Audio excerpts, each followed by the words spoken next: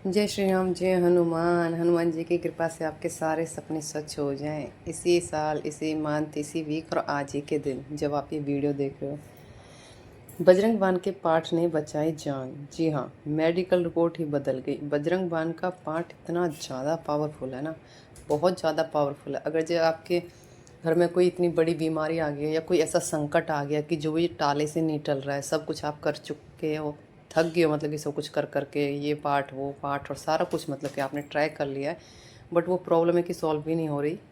मैं कुसुम, कैसे हो आप सब? अगर जो प्रॉब्लम सॉल्व भी नहीं हो रही है तो आप बजरंग बाण का पाठ करें। इतना ज़्यादा पावर है ना इसके अंदर कि जो आपकी मेडिकल रिपोर्ट है वो भी बदल जाएंगी। प्लस अगर जो आपने कोई टेस्ट दिया है उसका रिजल्ट आने वाला है, या कोई जॉब के लिए इंटरव्यू दिया है उसका रिजल्ट आने वाला है, मतलब कि या फिर कोई कोर्ट कचहरी का मामला भी आपके केस का वो आने वाला है भी, मतलब कि किसकी साइड में होएगा, किसके फेवर होएगा, इधर होएगा उधर होएगा, आर पार होने वाली बात है। तो ऐसे टाइम पे आपको बजरंग बाण का पाठ जरूर करना चाहिए। ऐसा नहीं कि आपको संकल्प लेके ही बजरंग बाण का पाठ करना, आप बिना संकल्प के भी बजरंग बाण का पाठ कर सकते हो, वो भी बहुत आसान तरीके से। और वो जो भी आपका रिजल्ट आने वाला होगा ना उसको 100% बदल देगा और आपके फेवर में ही हो जाएंगी चीज़ें। इतनी ज़्यादा पावर होती है बजरंग बाण के पाठ में। तो आपको करना कैसे है, बट ये है कि कुछ रूल रेगुलेशन होते हैं वो आपको फॉलो जरूर करने चाहिए। जैसे नीले काले कपड़े पहन के बजरंग बाण का पाठ आपने नहीं करना है, नॉन वेज खा रहे हो नहीं बजरंग बाण का पाठ करना है, बजरंग बाण का पाठ कर रहे हो ब्रह्मचर्य का पालन करना है। किसी दिन भी कर सकते हो आप, किसी भी मंगलवार को, शनिवार को भी आपको लग रहा है कि भाई आपके घर में किसी को कोई बड़ी बीमारी हो गई है भाई, मतलब कि अब तो ऐसे लग रहा है कि भाई ज़िंदगी और मौत का सवाल हो गया, मतलब कि पता नहीं क्या ही हो जाएगा, डॉक्टर ने बोल दिया भी हम कुछ नहीं कर सकते, सब भगवान के ऊपर है, भगवान के भरोसे है। तो उस कंडीशन में आप बजरंग बाण का पाठ करोगे ना तो चीज़ें ना ठीक हो जाएंगी, इतनी ज़्यादा नहीं बिगड़ेंगी। इतनी ज़्यादा शक्ति है इसमें बजरंग बाण में, क्योंकि इसमें हनुमान जी को शपथ दी जाती है, प्रभु श्री राम जी की शपथ दी जाती है कि हे प्रभु, ऐसा कौन सा मुश्किल से मुश्किल काम है हमारा जो आप नहीं कर सकते हो, आप जल्दी जल्दी आएँ और हमारी इस विकट परिस्थिति से हमें बाहर निकालें। इसलिए बजरंग बाण का पाठ बहुत पावरफुल है। और जो गिलास में जल रखते हो ना आप, ये उस व्यक्ति को पिलाएं जो कोई बीमार है, या फिर जैसे आपका कोई रिजल्ट आने वाला है तो आप खुद पिए। अगर जो किसी और के लिए कर रहे हो, किसी बीमारी के लिए, किसी और चीज़ के लिए, कोई कर्जा वगैरह के लिए भी कर रहे हो, या फिर घर में कोई लड़ाई झगड़ा हो रहा है, तो ये उस पर्सन को ही पिलाएं जिसके साथ चीज़ें हो रही हैं, गिलास का पानी। और इससे आप खुद पहेल करोगे कि कितना जल्दी आपकी चीज़ें ठीक होती चली जा रही हैं। कुछ लोगों के कमेंट्स आते हैं कि हमारे घर में बहुत ज़्यादा लड़ाई झगड़ा हो रहा है, क्या उस कंडीशन में हम कर सकते हैं? जी हाँ, अगर जो लड़ाई झगड़ा एक लेवल क्रॉस कर चुका है ना, मतलब कि सारी हदें पार हो चुकी हैं ना, तो आप बजरंग बाण का पाठ जरूर करें।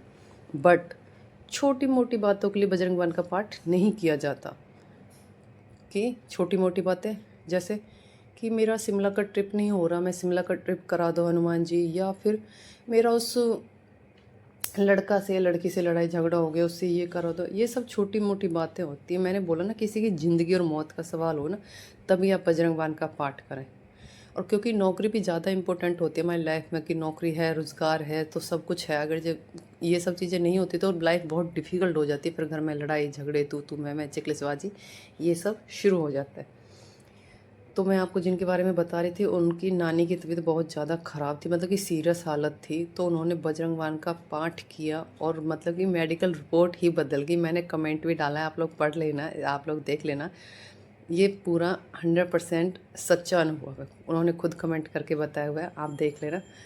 इतनी ज़्यादा पावर है बजरंग बाण के पाठ के अंदर, हनुमान चालीसा के अंदर, मतलब कि भक्ति की शक्ति ना अपरंपार है। उसके सामने ना कोई मेडिकल साइंस, कोई ये सब चीज़ें कुछ मायने नहीं रखती। जो भक्ति की शक्ति से हो सकता है ना, वो किसी भी चीज़ से नहीं हो सकता। मैं मानती हूँ कि भी डॉक्टर के पास हमें ट्रीटमेंट कराना चाहिए, जाना चाहिए, अच्छी बात है, बट साथ में आप ऐसी चीज़ें भी करते हो ना तो बहुत जल्दी चीज़ें रिकवर हो जाती हैं, बहुत जल्दी, मतलब कि कोई प्रॉब्लम है वो सॉल्व हो जाती है, हेल्थ इशू है वो सॉर्ट आउट हो जाता है। बहुत ज़्यादा इन चीज़ों का इफेक्ट पड़ता है।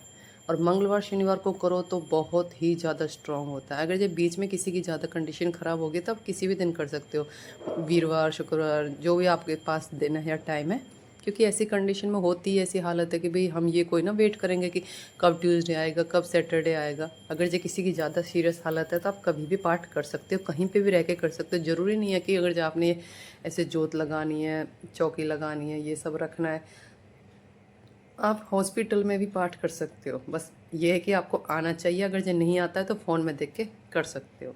आपने देखा होगा लोग हॉस्पिटल में बैठे रहते हैं, जैसे किसी की डिलीवरी होनी है या किसी का ऑपरेशन होना है, कुछ हो रहा है, वो मन ही मन कुछ मंत्रों का जाप कर रहे होते हैं या कुछ पढ़ रहे होते हैं कि मतलब कि सारी चीज़ें ताकि ठीक हो जाए।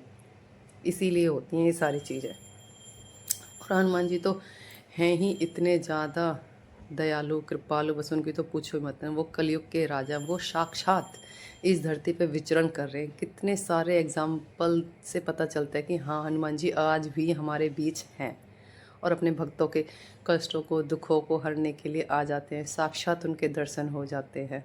इतनी ज़्यादा हैं वो, इतने अच्छे हैं। मतलब कि किसी को ना दुखी परेशान नहीं देखा जाता हनुमान जी से। उनका दिल बड़ा सॉफ्ट है।